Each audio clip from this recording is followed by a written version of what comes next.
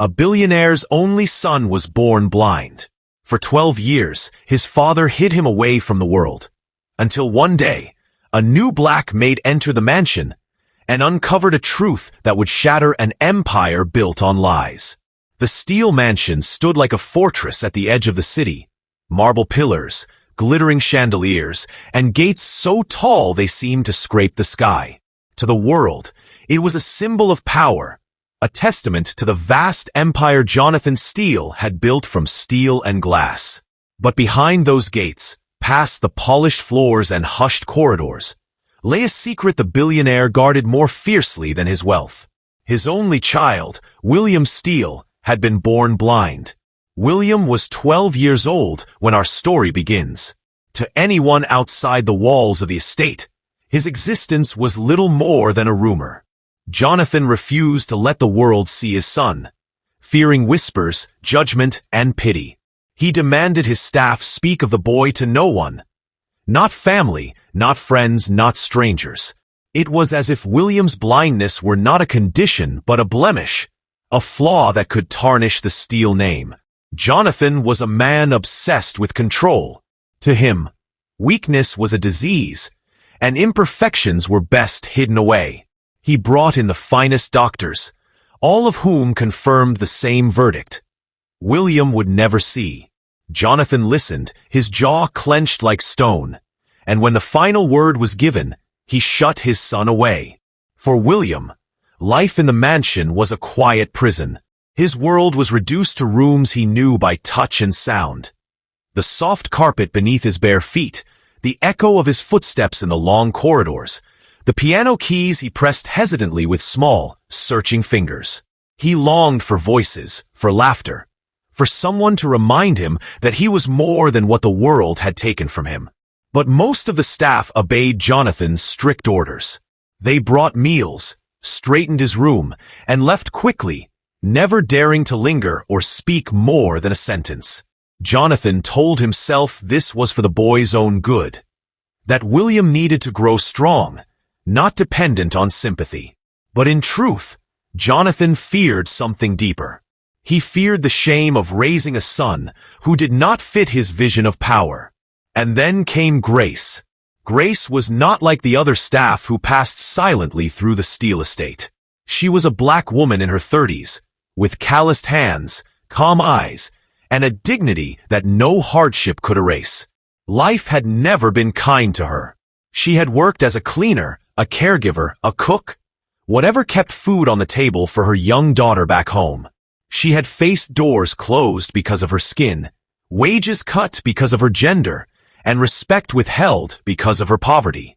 Yet none of it had broken her spirit. When the offer came to work in the Steele mansion, Grace accepted, not out of admiration for wealth, but out of necessity. The pay would provide stability her daughter desperately needed. She walked into the mansion on her first day with quiet confidence, determined to do her work with integrity. The other servants watched her with suspicion. Whispers followed her through the halls. She won't last long. Steele doesn't tolerate anyone who breaks the rules. But Grace did not bend under whispers. She had lived her life under harsher judgment than theirs. On her third day, while dusting shelves in the West Wing, Grace heard a sound that made her pause. It was faint, hesitant. A piano. The melody was broken, the notes stumbling like footsteps in the dark. But beneath the uncertainty was something raw and longing. She followed the sound into a wide room where golden sunlight streamed through tall windows. At the piano sat a small boy, his head tilted slightly upward, eyes clouded and unfocused. His hands trembled as they pressed the keys, searching for music that kept slipping away. Grace froze, not wanting to frighten him. But before she could retreat, the boy spoke. "You're new," he said softly. His voice carried both shyness and defiance. "I can tell. You breathe different from the others. Who are you?" Grace stepped forward slowly. "My name is Grace. I'm here to help around the house." He smiled faintly. "Most people don't answer me. They think because I can't see, I shouldn't speak either. The words struck her heart. She set down her duster, moving a little closer. "I don't believe silence is what you need," she said gently. "You have a voice, and it deserves to be heard." For a long moment, the boy was quiet. Then he turned his face toward her, not with sight, but with something deeper. "You sound different. The others talk like I'm made of glass. But you don't." Grace's chest tightened. She wanted to reach out, to comfort him, but she knew such gestures might not be welcome in this household. Still, something in her spirit told her she could not simply walk away. "You're not glass, William," she said firmly. "You're alive, and that means you're more than what anyone else sees, or doesn't see." At the sound of his name, William's lips parted in surprise. "You said my name. No one says it. They just call me the boy, or the son." "That's because they've forgotten what matters," Grace said quietly. "But I won't forget." It was a small exchange, yet it planted a seed in both their hearts. In the days that followed, William began to wait for the rhythm of her footsteps in the hall. Grace, though cautious, found herself lingering in his room, encouraging him as he pressed at the piano keys, speaking to him as though he were simply a child. Not a burden, not a secret, but a boy full of questions and longing. His laughter, fragile but real, began to echo faintly through the West Wing, something the mansion had not heard in years. But joy in the Steele household was a fragile thing. Secrets had a way of surfacing, and Jonathan Steele was not a man who tolerated disruption to his rules. What neither William nor Grace could know was that beneath the boy's supposed blindness lay a truth more shocking than either dared to imagine. And when Grace uncovered it, it would not only change William's life, it would threaten to tear Jonathan Steele's empire apart. Life in the Steele mansion was governed by rules as cold as the marble floors. Every servant knew them. Move quietly, never linger, never question, and above all, never speak of William. Jonathan Steele's wealth was legendary, but so was his pride. He demanded that his empire appear flawless, and flaws had no place in the public eye. But Grace saw what the others refused to see. She saw a boy, not a blemish. William was 12, full of questions, hungry for connection. With her, he was not the blind son of a billionaire. He was simply a child eager to understand the world he could not fully touch. Every evening, after finishing her chores, Grace found him at the piano. Sometimes his fingers stumbled over the keys in frustration. Sometimes he sat silently, listening for the rhythm of her breathing. Their conversation stretched into stolen moments, filling the empty hours of his secluded life. One night, rain pattered against the tall windows as William sighed, his small shoulders drooping. "It doesn't sound right," he muttered, pressing the wrong note again and again. "The music in my head. It won't come out through my hands." Grace moved closer, kneeling beside him. "Music doesn't have to be perfect, William," she said gently. "Sometimes the beauty is in the mistakes." He tilted his head, listening intently. "Do you really think so? My father says mistakes are weakness. That weakness has no place in this world." Her chest ached. "Your father is wrong. Weakness isn't failing. Weakness is giving up. And you haven't given up. Not once." His lips curled into a small, genuine smile. For a child who had lived most of his life in shadows, even a few words of truth felt like light. But light attracted eyes. And in the Steele household, eyes were everywhere. The butler, Mr. Harris, was the longest-serving member of Jonathan's staff. Thin, stiff, and watchful, he obeyed every command with ruthless precision. To him, rules were sacred, and anyone who broke them threatened the order of the house. It didn't take long for Harris to notice the unusual warmth between William and Grace. The way the boy's laughter returned when she was near, the way his voice carried hope instead of silence. One afternoon, as Grace carried folded linens down the corridor, Harris stepped in her path. His sharp eyes locked onto hers. You seem to be forgetting your place, he said coldly. Grace met his stare calmly. I do my work, Mr. Harris. Nothing more. He leaned closer, his words like a hiss. Do not play clever with me. Mr. Steele will not tolerate servants who interfere where they don't belong. The boy doesn't need your kind of attention. Her kind. The words were heavy, laced with more venom than Harris probably realized. Grace did not flinch. She simply shifted the linens in her arms and walked past him, her silence sharper than any reply. Still, the warning echoed in her mind. She knew eyes were on her now, yet she couldn't stop what had already begun. William trusted her in ways he trusted no one else. One evening, as they sat near the piano, he whispered, Grace, do you ever think they're wrong about me? The doctors, my father, everyone? She paused. The question was fragile, like glass in her hands. What do you mean, William? I mean, sometimes I think I see things. Just little things. Light, shadows, colors. But they told me I was blind, so maybe it's just my imagination. Grace's heart raced. She wanted to protect him from disappointment, but she also remembered the flicker she had noticed. The way he turned his face toward the sunlight, the way his eyes shifted when something bright passed near him. William, she said softly, sometimes people accept what they're told because it's easier than searching for the truth. But the truth doesn't go away. It waits to be found. His small hands trembled in his lap. I want to believe that. But what if I'm wrong? She reached out, gently laying a hand over his. Then you'll still be brave for asking. And bravery matters more than being right. The conversation lingered in Grace's mind long after she returned to her small servant's room. Could it be possible that William wasn't completely blind? That his condition wasn't as final as everyone claimed? Her suspicions grew stronger the following afternoon. She brought him a glass of water, placing it on the table by the window. Sunlight struck the rim of the glass, sending a flash across the carpet. William flinched, his eyes darting toward the brightness. Grace froze. She had seen it clearly. That was not imagination.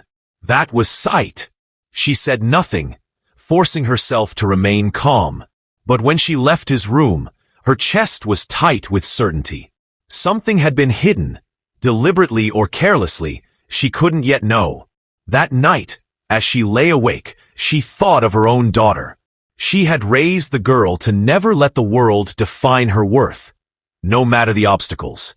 Could she really let this boy continue to live in chains of lies? The next day, Grace returned to William's room with quiet determination. She placed a red scarf on the piano bench, as if absent-mindedly leaving it there. Then she waited. William's fingers brushed the fabric. He paused, tilting his head. It's red, isn't it? Grace's breath caught. The word tumbled from his lips with such certainty it left no doubt. How do you know? She asked carefully. He lowered his head, voice trembling. Because I see it. Not clearly. Just the color. Sometimes I see light, shadows, little pieces. I thought it was my mind playing tricks. My father told me I was blind, and I believed him. Grace knelt beside him, her eyes shining. It's not a trick, William. You can see. Maybe not perfectly, maybe not like others, but enough. Enough to prove they've been wrong. Hope flickered in his cloudy eyes. Fragile, but real. For 12 years, the boy had lived in darkness. And now, for the first time, he dared to believe in light. But hope was dangerous in the Steele mansion. Grace knew Jonathan would never allow this truth to unravel the story he had built around his son. And so she braced herself. Because truth, once uncovered, can never be buried again. Grace had uncovered the truth, but the discovery weighed heavy on her chest like a stone. William could see, perhaps not fully, but enough to know that the life he had been forced to live was built on deception. The more she thought of it, the more one question burned inside her. Why? Why would a father hide such a truth from his own son? The answer came sooner than she expected. Grace's heart raced. She wanted to protect him from disappointment, but she also remembered the flickers she had noticed. The way he turned his face toward the sunlight, the way his eyes shifted when something bright passed near him. "William," she said softly, "sometimes people accept what they're told because it's easier than searching for the truth. But the truth doesn't go away. It waits to be found." His small hands trembled in his lap. "I want to believe that. But what if I'm wrong?" She reached out, gently laying a hand over his. "Then you'll still be brave for asking. And bravery matters more than being right." The conversation lingered in Grace's mind long after she returned to her small servant's room. Could it be possible that William wasn't completely blind? That his condition wasn't as final as everyone claimed? Her suspicions grew stronger the following afternoon. She brought him a glass of water, placing it on the table by the window. Sunlight struck the rim of the glass, sending a flash across the carpet. William flinched, his eyes darting toward the brightness. Grace froze. She had seen it clearly. That was not imagination. That was sight. She said nothing, forcing herself to remain calm. But when she left his room, her chest was tight with certainty. Something had been hidden, deliberately or carelessly, she couldn't yet know. That night, as she lay awake, she thought of her own daughter. She had raised the girl to never let the world define her worth, no matter the obstacles. Could she really let this boy continue to live in chains of lies? The next day, Grace returned to William's room with quiet determination. She placed a red scarf on the piano bench, as if absent-mindedly leaving it there. Then she waited. William's fingers brushed the fabric. He paused, tilting his head. "It's red, isn't it?" Grace's breath caught. The word tumbled from his lips with such certainty it left no doubt. "How do you know?" she asked carefully. He lowered his head, voice trembling. "Because I see it. Not clearly, just the color. Sometimes I see light, shadows, little pieces. I thought it was my mind playing tricks. My father told me I was blind, and I believed him." Grace knelt beside him, her eyes shining. "It's not a trick, William. You can see. Maybe not perfectly, maybe not like others, but enough. Enough to prove they've been wrong." Hope flickered in his cloudy eyes, fragile but real. For 12 years, the boy had lived in darkness. And now, for the first time, he dared to believe in light. But hope was dangerous in the steel mansion. Grace knew Jonathan would never allow this truth to unravel the story he had built around his son. And so she braced herself, because truth, once uncovered, can never be buried again. Grace had uncovered the truth, but the discovery weighed heavy on her chest like a stone. William could see, perhaps not fully, but enough to know that the life he had been forced to live was built on deception. The more she thought of it, the more one question burned inside her. Why? Why would a father hide such a truth from his own son? The answer came sooner than she expected. Jonathan Steele returned to the mansion one evening, his arrival announced by the growl of expensive tires on gravel. He stepped through the doors with the confidence of a king, every inch of him polished to perfection. His suit tailored, his tie knotted with precision, his expression carved in granite. The staff bowed their heads, moving quickly to clear the hall. But Grace watched from a distance, her heart pounding with a storm of anger she could no longer suppress. That night, while William practiced at the piano, Jonathan entered the room without warning. His footsteps were sharp, his presence filling the space like a shadow. "William," he said, his voice clipped. "Play for me." William stiffened, his fingers hovering over the keys. "Yes, father." The notes that followed were hesitant, filled with longing but broken by nerves. Jonathan listened in silence, his cold eyes fixed on the boy. When the music faltered, Jonathan's hand shot forward, slamming the lid of the piano shut. The sound echoed like a gunshot. "Enough!" he barked. "Music is not for the weak. You waste time chasing something you'll never master." William's lips trembled, but he said nothing. He lowered his head, shoulders curling inward. Grace, who had been standing at the doorway, could no longer hold back. She stepped into the room, her voice steady but burning. "With respect, sir, he is not weak. He is a boy, your son, and what he plays is not failure. It's courage." Jonathan's head snapped toward her, eyes narrowing. "You forget yourself, Maid. This is not your place." Grace held her ground. "Maybe not, but someone must speak the truth. Your son is not blind, Mr. Steele. Not as you've made him believe. He sees more than you give him credit for, and it is you who chooses to keep him in darkness." The room fell into stunned silence. William's breath caught in his throat. For the first time in his life, someone had dared to challenge his father openly. Jonathan's face turned crimson with fury. He stepped closer, his voice dropping to a deadly calm. "You will not speak another word about my son's condition. Do you understand me? Whatever flickers of sight he imagines, they are nothing. Doctors have confirmed it. And I will not have a servant, least of all you, spreading fantasies in my house." Grace did not flinch. It is not fantasy when a child sees light where he was told there was only darkness. It is not imagination when he names colors without being told. You've hidden him from the world, Mr. Steele, but you cannot hide the truth from him forever. Jonathan's jaw tightened. He turned on his heel and stormed toward the door. "Pack your things. You are finished here." But before Grace could reply, William's voice rose, small, shaking, but filled with defiance. "No!" Jonathan froze. Slowly, he turned back. William stood from the piano bench, his fists clenched at his sides. "You can't send her away.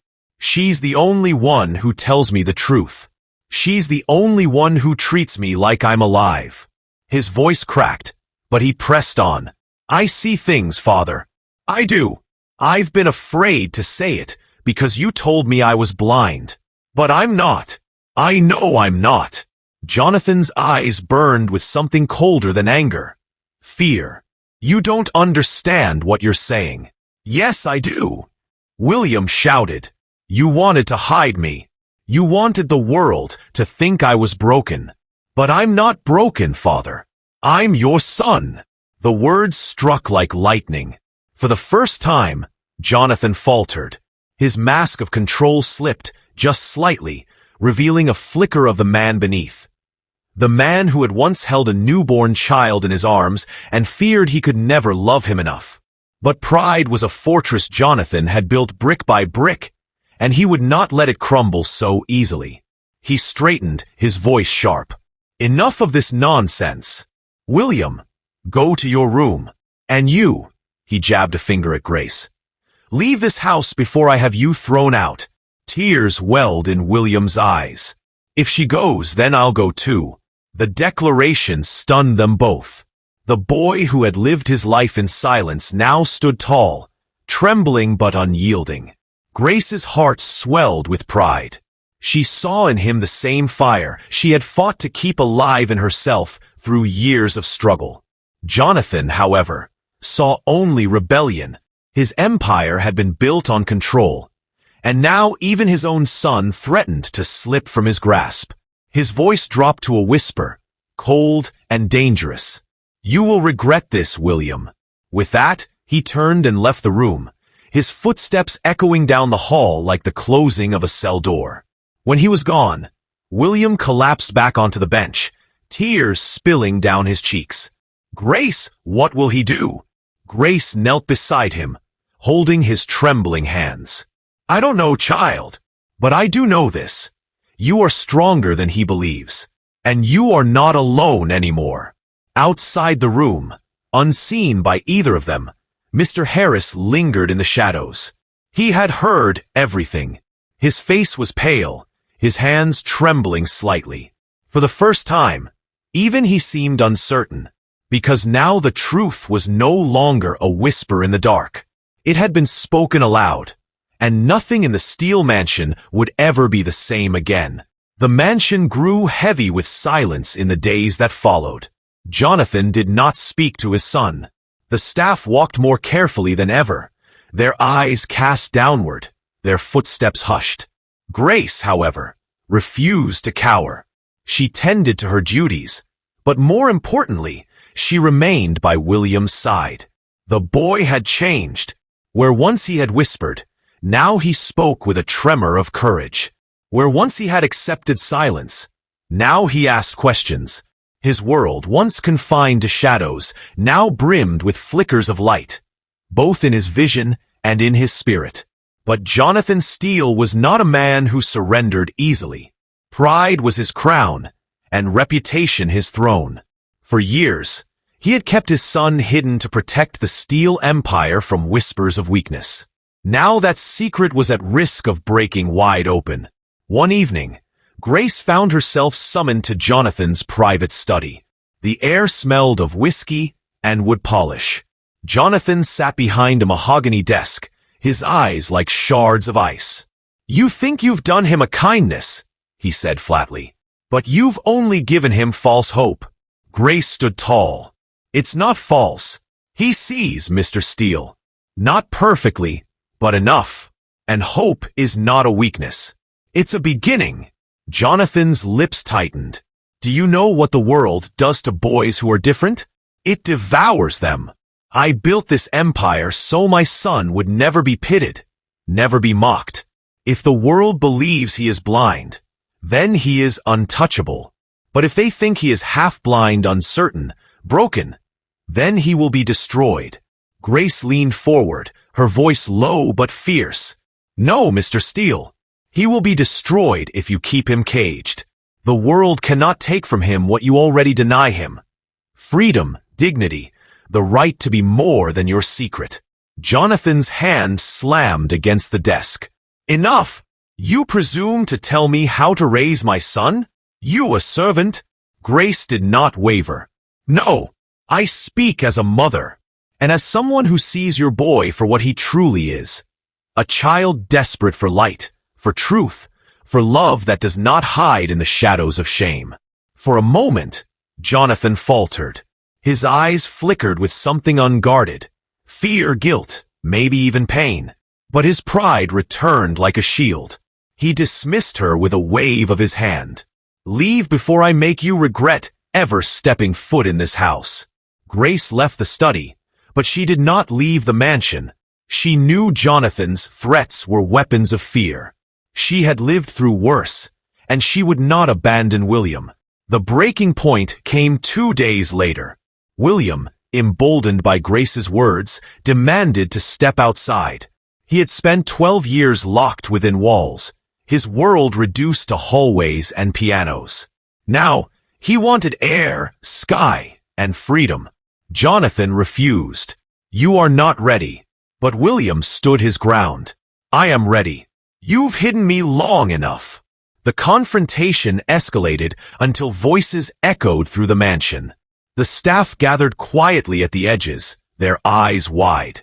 No one had ever heard the boy speak to his father this way. Finally, Jonathan snapped. "You want to see the world? Fine. Let the world see you. But don't blame me when it chews you apart." And with that, he ordered the gates opened. For the first time in his life, William stepped into the sunlight beyond the Steele estate. The brightness made him squint, but he refused to shrink back. He turned his face toward the sky, and Grace saw something extraordinary, his cloudy eyes reflecting blue for the first time. A small crowd had gathered outside the gates. Neighbors, journalists, curious onlookers who had long whispered about the hidden Steele child. Cameras flashed. Voices buzzed. "Is that him? The blind son? He's older than I thought. Why has he been hidden all this time?" Jonathan stood behind his son, stiff as stone. He expected William to falter, to shrink. But the boy lifted his chin and spoke with a voice stronger than anyone had ever heard. "My name is William Steele. I was told I was blind. I was told I was broken. But I am not broken. I see more than shadows. I see light. And I will not be hidden anymore. The crowd gasped. Some lifted their phones higher. Others murmured with awe. In that moment, William was no longer a secret. He was a living truth. Jonathan's empire shook. His carefully constructed image of perfection fractured beneath the weight of his son's courage. The whispers he had feared for years now spread like wildfire. But instead of pity, they carried something unexpected: admiration. People did not see weakness. They saw bravery. Grace stood beside William, her hand resting gently on his shoulder. For the first time, the boy did not seem small or fragile. He seemed powerful. Jonathan's face twisted with conflict. He had wanted to protect his empire, but in doing so, he had nearly destroyed his son. Now the world watched as his child reclaimed his own story. Later, when the gates closed and the crowd dispersed, Jonathan remained silent. He watched William laugh softly with Grace, his small hands reaching out to touch the bark of a tree, the petals of a flower, the earth itself. And in that silence, something shifted. Jonathan realized the truth he had fought hardest to deny. His son was stronger than he had ever allowed himself to believe. For the first time, Jonathan Steele lowered his head, not in defeat, but in something far rarer for him: humility. "William," he said quietly, "I was wrong." The boy turned, his cloudy eyes steady. "I don't need you to be perfect, Father. I just need you to see me." Jonathan's voice broke. "I see you." Grace, standing nearby, felt her heart swell. She had not only uncovered the truth of William's sight, she had helped restore a truth deeper still: the bond between a father and a son. The Steele mansion would never be the same. The empire built on lies had been shaken, but in its place stood something stronger than wealth, stronger than pride, dignity, courage, and love. And for the first time in 12 years, William Steele stepped forward not as a secret, but as a boy who had finally been set free. If this story moved your heart, don't forget to hit the like button. For more powerful and emotional stories like this, make sure to subscribe to our channel and press the bell icon so you never miss an update.